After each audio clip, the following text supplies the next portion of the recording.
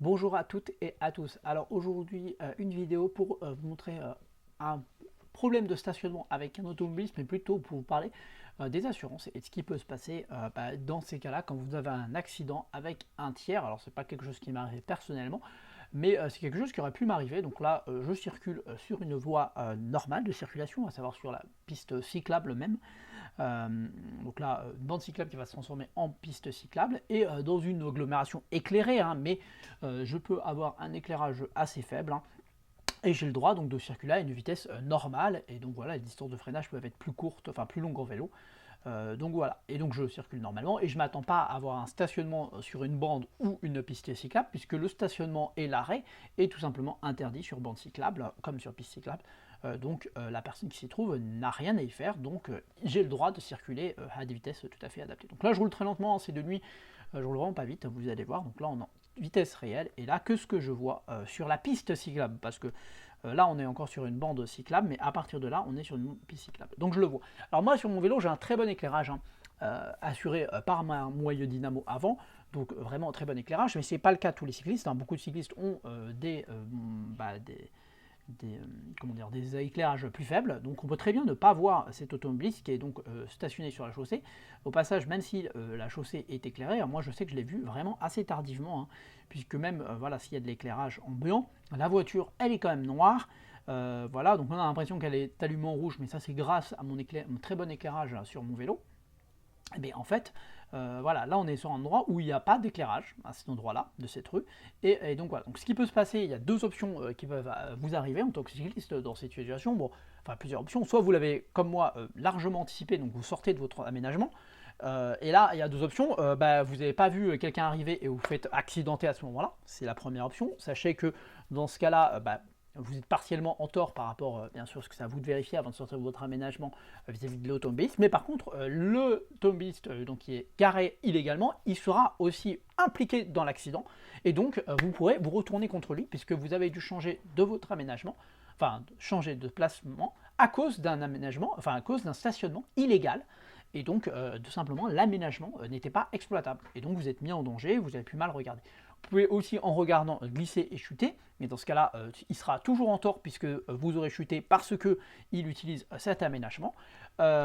Ensuite, l'autre possibilité, c'est que vous le voyez plus tardivement que moi, parce que là, il y a un petit bord, hein, donc il s'est garé carrément, pas uniquement, l'automobiliste l'a vraiment fait n'importe quoi jusqu'au bout, c'est-à-dire qu'il ne s'est pas mis sur la bande cyclable, hein, il s'est carrément mis sur la piste cyclable, hein, donc c'est-à-dire qu'il y a un délimiteur, donc il pourrait être encore plus loin potentiellement. Vous ne faites pas attention à la limite, enfin au petit bord sur le côté, vous essayez de vous déportez donc à gauche, et à ce moment-là, vous chutez, hein, ça c'est sûr. Donc l'accident peut être hyper grave, parce que s'il y a une voiture, l'accident peut être mortel. Il peut être mortel même s'il n'y a pas de voiture, hein, mais bon, en tout cas, vous pouvez vous faire très mal. Et dans ce cas-là, il y a toujours l'automobiliste. Vous pouvez aussi vous prendre la voiture de plein fouet, parce que si vous arrivez très vite et que vous le voyez tardivement, vous n'aurez peut-être pas la possibilité de vous décaler. Il peut y avoir aussi des véhicules là, donc vous n'avez pas la possibilité de vous décaler. Et à ce moment-là, vous vous retrouvez à freiner, et puis vos freins ne seront peut-être pas suffisants, surtout que la chaussée est mouillée, surtout qu'il fait nuit, donc vous voyez quand même plus tardivement. Et là, en plus, là, il n'est pas sous un éclairage, donc il est quand même assez mal éclairé au final, malgré que la chaussée soit éclairée. Hein, là, je ne sais pas s'il y a un défaut à cet endroit-là. Je sais que moi, je l'ai trouvé assez sombre, hein, la rue à cet endroit-là, malgré les éclairages qu'on voit ici, mais je l'ai trouvé assez sombre. Donc là, à cet endroit-là, il n'y avait pas d'éclairage. Donc vous pouvez invoquer le fait de l'avoir vu tardivement et tout simplement de rouler à une allure qui est la vôtre, hein. Vous avez le droit de rouler à la limitation de vitesse, donc ici c'est peut-être 30 km/h je suppose, donc vous rouliez à 30 admettons, et donc vos freins ne vous permettent pas de freiner à cet endroit-là, puisqu'il n'est pas logique et normal d'avoir un obstacle, hein, sur un aménagement cyclable. Là, cette personne n'a rien à y faire et donc est dans l'illégalité. Donc si vous percutez ce véhicule et que donc vous le détériorez, vous n'êtes pas en tort. Si, si vous abîmez votre véhicule, c'est lui qui est en tort. Si vous chutez et que vous faites mal, c'est encore lui qui est en tort. Donc, si jamais ça vous arrive que vous percutez un automobiliste, un véhicule alors qu'il est stationné sur un aménagement cyclable, bien sûr vous prenez des photos, vous faites tout un tas de choses possibles pour avoir un maximum d'éléments de votre côté. et pour démontrer bien sûr que la personne est là. Si jamais vous chutez, que vous faites mal, vous appelez immédiatement les pompiers et vous appelez le service de police hein, pour qu'il y ait un maximum d'éléments. S'il y a des témoins, vous demandez à des gens de témoigner que la personne est bien stationnée à cet endroit-là. Mais bref, vous emmènerez de preuves, donc ça se voit des témoignages ou des éléments photos, voire des éléments vidéographiques, hein, comme j'ai moi là, mieux ça sera et plus ça sera simple pour vous. Ensuite, bien sûr, une fois que vous rentrez chez vous, vous allez faire marcher vos assurances.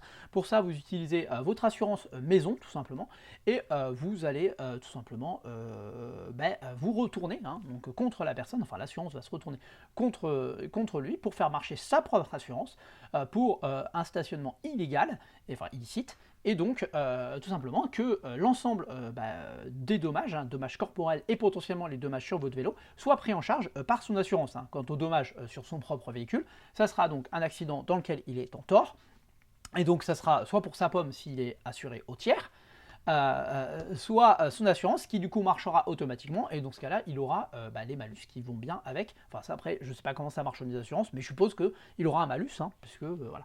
Mais ça, c'est lui, hein, même s'il n'est pas en circulation, on n'a pas le droit de faire n'importe quoi avec son véhicule. Et là, clairement, un véhicule noir garé dans une rue où il manque manifestement une lampe, enfin, je n'arrive pas trop à m'expliquer pourquoi c'est si sombre. Je suis peut-être venu un peu tard, j'ai peut-être été un peu trop loin. Hein, voilà. Donc, une rue, voilà, donc là, il y a un lampadaire, on voit bien qu'il y a un lampadaire ici.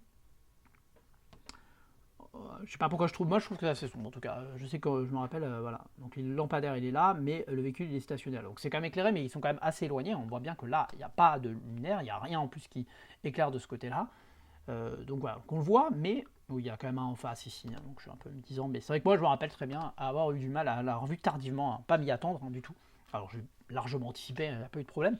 Mais en tout cas, voilà, cette personne n'a rien à y faire. Donc si jamais voilà, vous avez un accrochage ou voilà, l'évitement, vous chutez, il faut quand même vérifier qu'il n'y ait pas un automobiliste à gauche, quoi.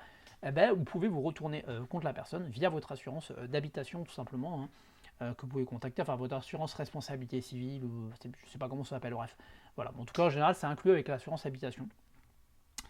Et voilà, pas hésiter à faire marcher votre assurance qui derrière feront marcher l'assurance du monsieur. Donc voilà, par contre prendre au minimum des photos, des choses comme ça pour justifier de la chose. Hein. Voilà, et si vous êtes tombé et que vous êtes chuté, vous avez chuté, vous n'hésitez pas du tout à faire intervenir les pompiers et la police. Je sais que ça peut sembler aberrant et compliqué, mais c'est assez logique en fait. Hein, quand on a un accident en vélo, c'est normal de faire intervenir les pompiers et la police, surtout si vous êtes blessé.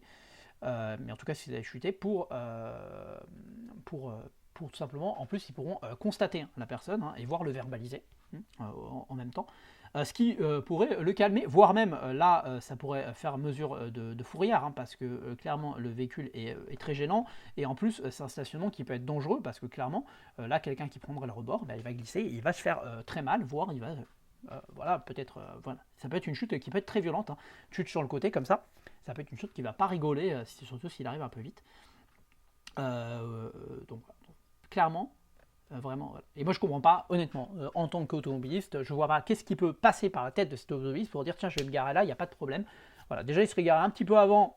Au moins, il y a moins de risques, mais là, il maximise les risques pour le cycliste. Tant qu'à faire, il aurait dû se garer un petit peu plus loin. Qui se gare plus loin, comme ça, une fois, en tant que cycliste, on ne le voit pas, et comme ça, on est bloqué, et on est en galère pour passer le petit terre-plein. Alors là, un peu, ça dépend du vélo que vous avez, mais si vous avez un cargo bien chargé, vous ne passez pas, quoi. Vous avez vos enfants dedans, ils sont blessés. Donc voilà, je trouve ça vraiment très dommage, et je ne comprends pas. Voilà, je comprends pas qu'on puisse faire ça. Voilà. Il n'y a pas de stationnement, tu te débrouilles, tu trouves un stationnement, tu prends un stationnement payant. T'assumes, tu as une voiture, ça coûte cher, t'assumes, tu stationnes en ville, surtout là on est à Paris, je ne sais pas où est-ce qu'on est, si c'est Paris ou c'est proche banlieue de Paris, vu les panneaux, ça a l'air d'être Paris, hein, les panneaux bleus comme ça, mais je crois qu'à Neuilly ils ont les mêmes. J'arrive pas à lire ce qu'il y a dessus, mais voilà, donc pour moi on assume, et on stationne son véhicule correctement. Moi jamais ça me viendrait à l'idée, quand je me balade avec ma voiture, de me garer n'importe où.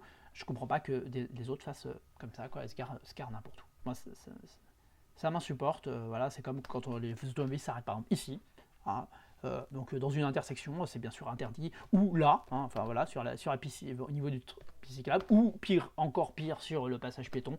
Vraiment, ça c'est des choses qui m'insupportent, Et voilà, ou à l'amont d'un passage piéton même, c'est dangereux, on ne voit pas s'il n'y a pas des piétons qui vont traverser, et il y a souvent des véhicules qui vont doubler. Donc voilà, c'est vraiment quelque chose que je ne comprends pas. Bon, c'est tout pour cette vidéo, je vous dis à très bientôt.